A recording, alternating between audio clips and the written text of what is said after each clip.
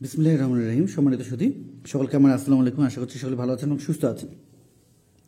আমরা উপস্থিত হচ্ছি আপনাদের ছোট্ট সময় যারা আমাদের পঞ্চম শ্রেণীতে পড়াশোনা করছে তাদের বাংলা বিষয় থেকে আমরা আজকে একটি সরাসরি প্রশ্নপত্র, আপনারা অনেকে রিকোয়েস্ট করেছেন যে কীভাবে আমরা পঞ্চম শ্রেণীর ভিডিওগুলো পাবো, তো তারই ধারাবাহিকতা আমরা আজকে সরাসরি একটি স্কুল পরীক্ষা প্রশ্ন 100 নম্বরের একটি প্রশ্নপত্র এবং 2.5 ঘন্টার একটি প্রশ্নপত্রের আলোকে আমরা 14টি বিষয় আজকে দেখতে পারবো এবং আমরা সুন্দরভাবে প্রথম থেকে শেষ পর্যন্ত দেখানোর অবশ্যই চেষ্টা করব।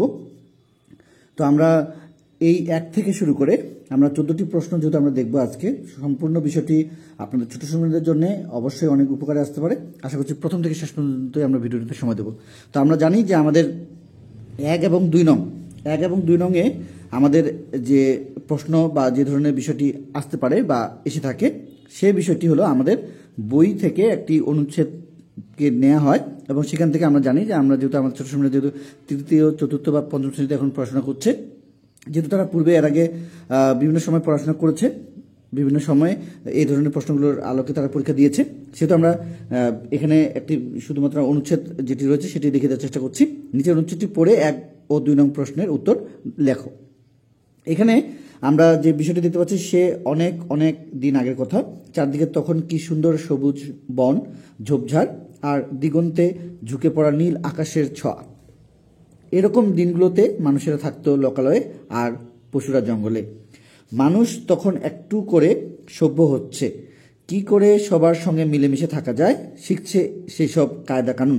তো এই ধরনের একটি বিষয় এখানে দেওয়া রয়েছে এবং শেষের দিকে যদি আমরা দেখি যে পাগুলো বট পাকুর গাছের মতো মোটা, সুর এতটাই লম্বা যে আকাশের গায়ে গিয়ে বুঝি ঠেকবে, তার গায়েও অসীম জোর, এই শরীর আর শক্তি নিয়ে তার কত অহংকার, মেজাজটাও দারুণ তিরিক্ষি। এটি যেহেতু তাদের বই থেকে সরাসরি একটি অনুচ্ছেদ, সেহেতু আমরা এখানে আর সময় নেব না। আমরা যে দুটি এখান থেকে প্রশ্ন পাবো সেটি হলো, একটি হলো শব্দের অর্থ আর একটি হলো প্রশ্নের উত্তর বা সংক্ষেপে প্রশ্নের উত্তর দাও। তো এখানে আমরা যেটি দেখতে পাচ্ছি প্রথমত সেটি হলো যে শব্দের অর্থ মেদিনী, তিরিক্ষি, হুঙ্কার, উদ্গ্রীব, অপার, অমূল্য, রয়েল।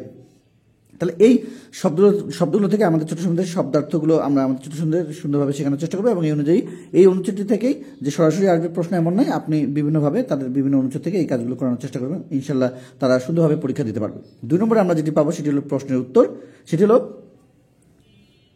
অমিত শক্তিধর কাকে বলা হয়েছে এবং বনের পশুদের ওপর অশান্তি নেমে আসার 4টি কারণ লেখো।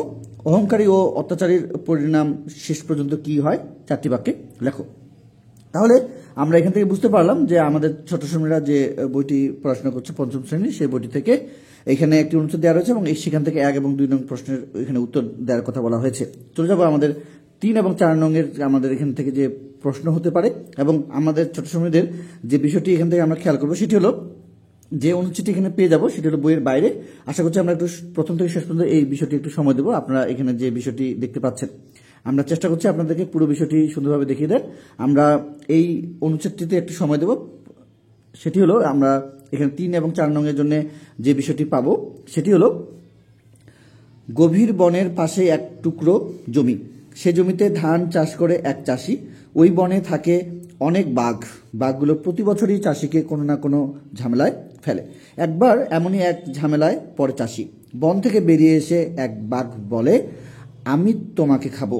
চাষি বলে, বাঘ ভায়া আগে ধানগুলো কাটি, তারপর না হয় আমাকে খেও। চাষির ধান কাটা প্রায় শেষ, এমন সময় বাঘ আবার আসে, বলে, চাষি আজ তোমাকে খাবো।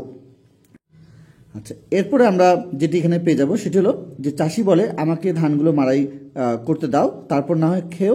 বাঘ বলে, ঠিক আছে, তবে জলদি কর। চাষি বলে, ভাইয়া আমি একা একা জলদি করব কিভাবে? বাঘ বলে, ঠিক আছে, কাল আমি আর বাঘিনী তোমার ধান মাড়াই করে দেব। আচ্ছা, শেষে যেটি হয় সেটি একটু আমরা দেখে নেই যে এখানে আমরা দেখতে পাই যে পরের দিন এসে বলে, চাষি তুমি কোথায়? চাষি ঘরের দরজা আটকে রেখে ভেতর থেকে বলে, আমরা খাওয়া দাওয়া করছি, তুমি দরজার ফাঁক দিয়ে লেজ ঢুকিয়ে দাও, তোমার লেজে খাবার বেঁধে দেই। বাঘ তাই করলো, অমনি চাষি এক কোপে বাঘের লেজ কেটে ফেলে।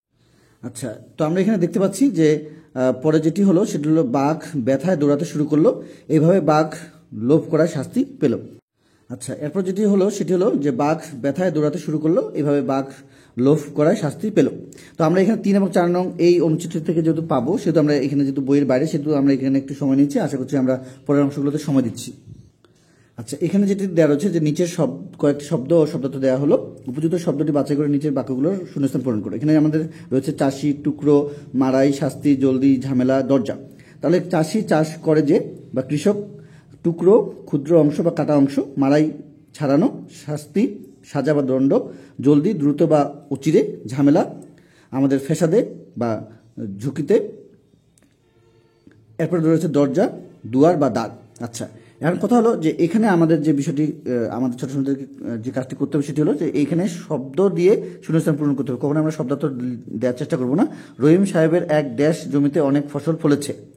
আচ্ছা, এক টুকরো জমিতে অনেক ফসল ফলেছে। অযথা কাউকে ড্যাশ ফেলা উচিত নয়। অযথা কাউকে ঝামেলায় ফেলা উচিত নয়। অপরাধ করলে ড্যাশ পেতে হয়। অপরাধ করলে শাস্তি পেতে হয়। কৃষিকাজে বর্তমানে আধুনিক ড্যাশ যন্ত্র ব্যবহৃত হচ্ছে। আচ্ছা, কৃষিকাজে বর্তমানে আধুনিক মাড়াই যন্ত্র ব্যবহার করা হচ্ছে। বাড়িতে কেউ না থাকলে ড্যাশ বন্ধ রাখা উচিত আমাদের দরজা।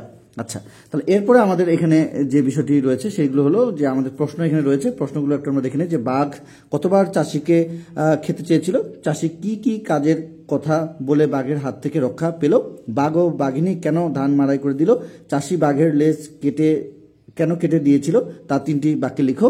এবং বিপদে পড়লে তা থেকে রেহাই পেতে তুমি কি করবে? 5টি বাক্যে লিখো। তাহলে আমরা এখানে সুন্দরভাবে প্রশ্নগুলো যেগুলো পেতে চলেছি সেগুলো সুন্দরভাবে আমাদের ছোট সুন্দরকে শেখানোর চেষ্টা করবো এবং এই অনুযায়ী প্রস্তুতিগুলো নেওয়ার চেষ্টা করবো।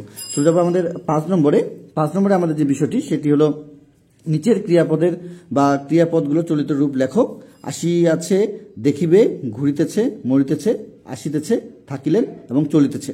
আচ্ছা, তাহলে এগুলোর আমরা ক্রিয়াপদগুলোর চলিত রূপে আমরা আমাদের ছোট ছোট শেখানোর চেষ্টা করবো। এরপর যেটি দেওয়া রয়েছে 6 নম্বরে সেটি হলো আমাদের নিচের অনুচ্ছেদটি পড়ে কে কি কথায় কিভাবে কেন কখন প্রভৃতি শব্দ ব্যবহার করে প্রশ্নবোধক বাক্যগুলো তৈরি করতে বলা হয়েছে, যেগুলো 5টি। তাহলে গ্রামের নাম আনন্দপুর, মামার বাড়ি, কথায় আছে মামার বাড়ি রসের হাড়ি, আসলেই তাই, পড়া নেই বাধা নেই, যেখানে খুশি ঘুরে বেড়াও, যা খুশি খাও, এই তো মামার বাড়ি, গেল বছর পয়লা বৈশাখের ছুটিতে গিয়েছিলাম আনন্দপুর। এভাবে আমাদের একটি অনুচ্ছেদ দেওয়া রয়েছে। এই অনুচ্ছেদটি থেকে আমাদের এই কে কি কথায় কিভাবে কেন কখন আমাদের এইগুলো দিয়ে আমাদের ছোট সুন্দরকে যে কোনো 5টি আমাদের প্রশ্ন তৈরি করতে হবে। এরপর আমরা যেটি দেখতে পাচ্ছি সেটা আমাদের যুক্তবর্ণ। যুক্তবর্ণের জন্য আমরা এখানে দেখতে পাচ্ছি নিচের যুক্তবর্ণগুলো বিভাজন করে শব্দ তৈরি ও বাক্য তৈরি করার কথা বলা হয়েছে, যেগুলো 5টি। দন্তস্বয় টয় যুক্ত, উময় গয় যুক্ত, টয় যুক্ত এখানে রয়েছে এবং লয় পয় যুক্ত রয়েছে।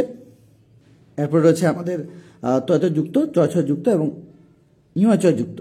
তাহলে এগুলো দিয়ে আমরা আমাদের ছোট ছোট সুন্দরভাবে আমাদের যে যুক্তবর্ণগুলোর ব্যবহার এবং তার সঙ্গে যে বাক্যের প্রয়োগ এবং শব্দের প্রয়োগ সেগুলো আমরা আমাদের ছোট সুন্দর শেখানোর চেষ্টা করবো। চলে যাবো পরের অংশে। আশা করছি প্রথম থেকে শেষ পর্যন্ত ভিডিওতে সময় দিচ্ছি। আচ্ছা, এরপরে আমাদের যেটি দেওয়া রয়েছে 8 নম্বরে বিরাম চিহ্ন বসে অনুচ্ছেদটি পুনরায় লেখো। একই দেশ অথচ কত বৈচিত্র্য, এটাই বাংলাদেশের গৌরব। সবাই সবার বন্ধু, আপনজন। এই দেশে রয়েছে নানা ধর্মের লোক, হিন্দু, মুসলমান, বৌদ্ধ ও খ্রিস্টান, সবাই মিলেমিশে আছে যুগ যুগ ধরে। তাহলে এখানে কথা দাঁড়িয়ে কমা বসবে। এই বিষয়গুলো আমাদের ছোট সুন্দর যে অনুচ্ছেদগুলো দেওয়া রয়েছে বা বইয়ে যে বিভিন্ন পড়াগুলো দেওয়া রয়েছে সেখান থেকে আমরা আমাদের ছোট সুন্দরগুলো শেখানোর চেষ্টা করবো। চলে যাবো আমাদের এই 9 নম্বরে এক কথা প্রকাশ করে যেগুলো 5টি। অন্ত নেই যার, অল্প কথা বলে যে, অহংকার আছে যার, উপকার করেন যিনি, চোখে দেখতে পায় না এমন, একত্রে অবস্থান, খেতে মজা নয় এমন। তাহলে এখানে আমরা যে এক কথা প্রকাশগুলো দেখতে পাচ্ছি এগুলো শেখানোর চেষ্টা করবো এবং এর সঙ্গে আমরা 10 নম্বরে যাবো। 10 নম্বরে যেটি দেওয়া হচ্ছে বিপুল শব্দ লেখো, যেগুলো 5টি। বাঙালি, বন্ধু, দুরন্ত এবং সুন্দর, ছোট, সহজ, সকালে। বাঙালি, বন্ধু, দুরন্ত, সুন্দর, ছোট, সহজ, সকালে। আচ্ছা, যেগুলো 5টি বলার এখানে লেখার কথা বলা হয়েছে। এবং এরপরে আমরা যেটি পাবো সেটি হলো আমাদের 11 নম্বরে। আচ্ছা, এখানে একটি কবিতার অংশ রয়েছে। সেই কবিতার অংশ থেকে আমাদের এখানে প্রশ্ন দেওয়া রয়েছে, এগুলো আমরা আমাদের ছোট সুন্দরভাবে শেখানোর চেষ্টা করব। দোয়েল, কোয়েল, ময়না, কোকিল, সবার আছে গান, পাখির গানে, পাখির সুরে মুগ্ধ সবার প্রাণ। সাগর নদীর উর্মিমালার মন ভোলানো সুর, নদী হচ্ছে স্রোতস্বিনী, সাগর সমুদ্র। আচ্ছা, উপরের কবিতার অংশটি কোন কবিতার অংশ? কবিতাটির কবির নাম কি? কবিতাটির মূল ভাব এবং শহীদ ছেলের দান হিসেবে আমরা কি পেয়েছি? তাহলে এখানে এই বিষয়ের উপরে আমরা আমাদের ছোট সুন্দরভাবে প্রশ্নগুলো এবং কবিতার অংশ হিসেবে আমরা আমাদের ছোট সন্তানদের যেভাবে আরও অন্যান্য কবিতাগুলো রয়েছে বা কবিতার অংশগুলো রয়েছে সেগুলো সুন্দরভাবে জানার চেষ্টা করবো এবং এই অনুযায়ী আমাদের 11 নম্বরের যে প্রশ্নপত্রটি সেটি সুন্দরভাবে সমস্যা এবং তার সঙ্গে সমাধান করার চেষ্টা করবো। আচ্ছা, তারপরে 12 নম্বরে যেটি দেওয়া রয়েছে যে মনে করো তুমি জামাল বা জামিলা, তোমার ঠিকানা সদর রোড বগুড়া। তোমার একটি পোষা প্রাণী আছে, প্রাণীটির সাথে তোমার কিরূপ সম্পর্ক তা জানে তোমার বন্ধুকে একটি চিঠি লেখো। অথবা মনে করো তুমি দিহান, তুমি তারাটিয়া সরকারি প্রাথমিক বিদ্যালয়ের 5ম শ্রেণীতে শিক্ষার্থী। মামার বাড়িতে যাওয়ার জন্য 2 দিনের ছুটি চেয়ে প্রধান শিক্ষক বরাবর আবেদনপত্র লেখো। তাহলে এখানে আমরা একটি চিঠি দেখতে পাচ্ছি এবং একটি আবেদনপত্র দেখতে পাচ্ছি। তাহলে এই অনুযায়ী আমাদের ছোটো ছোটো আরও যে আবেদনপত্র বা আমাদের যে চিঠিগুলো রয়েছে আমাদের ছোটো ছোটোদেরকে শেখানোর জন্য 5ম শ্রেণী, সেই বিষয়গুলো আমরা শেখানোর চেষ্টা করবো। চলে যাবো 13 এবং আমাদের 14 নম্বর পর্যন্ত যে বিষয়গুলো রয়েছে সেখানে। আচ্ছা, আমাদের এখানে 13 নম্বরের যেটি দেওয়া রয়েছে সেটি হলো, মনে করো তুমি ভোলানাথ সরকারি প্রাথমিক বিদ্যালয়ের একজন শিক্ষার্থী, কমল বা কাকলি। তোমার মাতার নাম হালিমা এবং পিতার নাম সাদেক। তোমার জন্ম 28 জানুয়ারি 2013। তুমি জাতীয় পুরস্কার প্রদান প্রতিযোগিতায় অংশগ্রহণ করতে চাও। এবার তোমার প্রয়োজনীয় তথ্যগুলো দিয়ে নিচে ফর্মটি পূরণ করো। তাহলে আমাদের এখানে যে ফর্মটি দেওয়া রয়েছে, ছবি এবং জাতীয় পুরস্কার প্রতিযোগিতা 2024, তার মানে আমাদের এই জিনিসটি সম্পূর্ণ লিখতে হবে। এবং আমাদের এখানে যেভাবে চক্র দেওয়া রয়েছে, আপনারা এখানে দেখতে পাচ্ছেন, এইভাবে সুন্দরভাবে চক্র দেওয়া রয়েছে এবং ঘর করে দেওয়া রয়েছে। এই বিষয়টি সম্পূর্ণভাবে লিখবে এবং 1 থেকে 6 পর্যন্ত সুন্দরভাবে একটির পর একটি দেখুন এখানে কীভাবে দেওয়া রয়েছে এইভাবে, এবং আবেদনকারীর স্বাক্ষর এবং শ্রেণী শিক্ষকের স্বাক্ষর এইগুলো লিখবে। তবে কথা লিখতে হবে, তারা কি লিখবে কোন জায়গায় সে বিষয়টি জানিয়ে দেওয়ার চেষ্টা করছি শেষের দিকে। আবেদনকারীর নাম, বিদ্যালয়ের নাম, পিতার নাম, মাতার নাম, জন্ম তারিখ এবং যে বিষয়ে প্রতিযোগিতা করতে ইচ্ছুক। তাহলে আবেদনকারীর নাম এখানে সুন্দরভাবে সে লিখবে। যদি ছেলে হয়ে থাকে তাহলে কমল, মেয়ে হয়ে থাকলে কাকলি, এবং বিদ্যালয়ের নাম ভোলানাথ সরকারি প্রাথমিক বিদ্যালয়, এখানে এই বিষয়টি দিতে হবে। এবং পিতার নাম, এখানে পিতার নাম দেওয়া রয়েছে এবং মাতার নাম এটি লিখতে হবে। তারা তাদের নিজস্ব যে নাম এবং বাবা মার নাম যে রয়েছে সেটি তারা এখানে প্রয়োগ করতে পারবে না। এই বিষয়গুলো আমরা খেয়াল করবো এবং এই অনুযায়ী আমাদের ছোটো ছোটো প্রস্তুতিগুলো নেওয়ার চেষ্টা করবো। এবং আমাদের তাদের জন্ম তারিখ এবং যে বিষয়ে তারা প্রতিযোগিতা করতে চাচ্ছে সেই বিষয়গুলোকে এখানে তারা লিখবে, 1টি বা 2টি। এবং শ্রেণী শিক্ষকের স্বাক্ষর এখানে তারা এটি লিখবে না, তবে শুধুমাত্র শ্রেণী শিক্ষকের স্বাক্ষর এই কথাটি লিখবে, কিন্তু উপরে কোনো স্বাক্ষর বা এই ধরনের বিষয় দেওয়ার চেষ্টা করবে না। এবং এখানে আবেদনকারী স্বাক্ষর যদি ছেলে হয়ে থাকে তাহলে এখানে কমল, মেয়ে হয়ে থাকলে তাহলে এই বিষয়টি শুধু এখানে লিখবে। এবং ছবি এবং এই জাতীয় পুরস্কার প্রতিযোগিতা ছবি এটি সুন্দরভাবে লিখবে এবং এই ছকটি সুন্দরভাবে দেওয়ার চেষ্টা করবে। চলে যাবো আমাদের পরের যে অপশন, সেটি হলো আমাদের 14 নম্বর। 14 নম্বরে যেটি দেওয়া রয়েছে সেটি হলো, আমাদের যে কোনো একটি বিষয়ে নিয়ে 200 শব্দের মধ্যে একটি রচনা লিখতে বলা হয়েছে, মোবাইল ফোন বা আমাদের মুক্তিযুদ্ধ। তাহলে এইভাবে আমরা আমাদের ছোটো ছোটো সুন্দরভাবে রচনা এবং চিঠি বা আমাদের ফর্ম বা অন্যান্য যে বিষয়গুলো দেখে দেওয়ার চেষ্টা করছি 1 থেকে 14 নম্বর পর্যন্ত, সেই বিষয়গুলো নিয়ে আপনারা আপনাদের ছোটো সুন্দর প্রস্তুতিগুলো নেওয়ার চেষ্টা করুন এবং বেশ কয়েকটি কথা নিয়ে আলোচনা করবেন, যাতে করে আপনারা আপনাদের ছোটো সময়ের প্রথম যে প্রান্তিক মূল্যায়ন সেই বিষয়গুলো থেকে আপনারা ছোটো সময়ের প্রস্তুতিগুলো সেরা নিতে পারে এবং পরীক্ষায় গিয়ে এই ধরনের বিষয়গুলো যেন তারা অংশগ্রহণ করে সুন্দরভাবে পরীক্ষা দিতে পারে। তো আজকে পর্যন্তই। যারা আমরা আজকে ভিডিওটি নতুন দেখছি, যদি আজকে ভিডিওটি ভালো লেগে থাকে তাহলে অবশ্যই চ্যানেলটি সাবস্ক্রাইব করে পরবর্তী আমাদের সঙ্গে থাকবেন, যারা পূর্বে আমাদের চ্যানেলটির সঙ্গে সুন্দর আমাদের পাশে থাকার জন্য। তো আমরা যে 5ম শ্রেণীতে যারা আমরা রয়েছি বা আমাদের ছোটো সময়ে যারা পড়াশোনা করছে তাদের আরও কোন যে বিষয়গুলো রয়েছে আমরা পর্যায়ক্রমে প্রতিনিয়ত তাদের আপডেটগুলো দেওয়ার চেষ্টা করবো ইনশাল্লাহ। তো আজকে পর্যন্তই। সুস্বাস্থ্য কামনা করে আজকের মতো শেষ করছি। খোদা হাফেজ।